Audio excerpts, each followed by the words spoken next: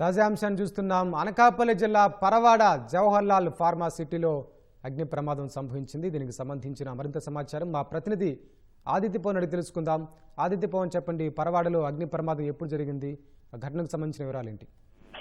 అనకాపల్లి జిల్లా పరవాడ ఫార్మా సిటీలో సాయి చందన ఫార్మా అనే కంపెనీలో తెల్లవారుజామున 1:30 2 గంటల మధ్య సమయంలో ఒక్కసారిగా భారీగా మంటలు ఎగసిపడ్డాయి. అయితే వెంటనే ఫైర్ ఇంజిన్ సమాచారం ఇవ్వడంతో ఫైర్ విభాగం, అలాగే పరవాడ ఫార్మా సిటీ కూడా ప్రత్యేకమైనటువంటి ఫైర్ విభాగం ఉంది. ఫైర్ విభాగం చెందిన ఫైర్ ఇంజిన్ మొత్తం 10 ఫైర్ ఇంజిన్లు ఫైర్ ఫైటింగ్ చేసి కొంతవరకు మంటల్ని అదుపులో తీసుకొచ్చాయి. ప్రధానంగా ఏ విధమైనటువంటి కార్మికులకి ఏ రకమైనటువంటి గాయాలు కావడం కానీ జరగలేదు. దాంతో కొంత ఊపిరి పీల్చుకున్నారు. నిన్న కూడా ఒక ఫార్మా కంపెనీలో ప్రమాదం జరిగింది.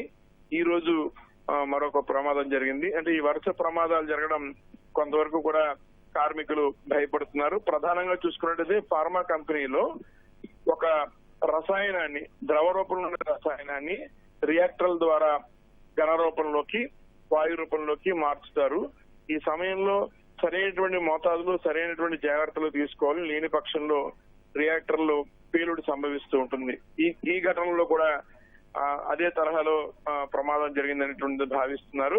ఇప్పటికే ఫైర్ సంబంధించినటువంటి ఫైర్ ఫైటింగ్ పూర్తి చేసి కొంతవరకు మంటలను అదుపులో చేశారు. పరిశ్రమల శాఖకు చెందినటువంటి అధికారులు ప్రమాదం మీద పూర్తిగా దర్యాప్తు చేసి ఒక నివేదికను కూడా ఇస్తారు. కానీ ఈ విధంగా వరుస ప్రమాదాలు జరగడం కొంతవరకు కార్మికులు భయపడుతున్నారు. పరవాడ ఫార్మసీకి సంబంధించిన కార్మికులు భయపడుతున్నారు.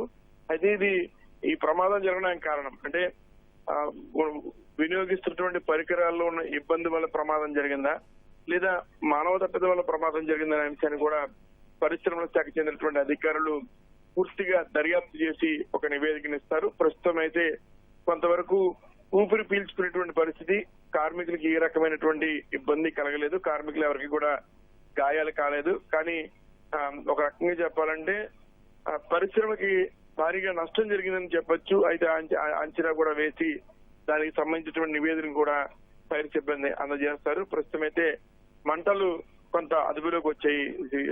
సాయి చందన ప్రైవేట్ లిమిటెడ్ అనేటువంటి ఫార్మా కంపెనీలో ఈ ప్రమాదం సంభవించింది.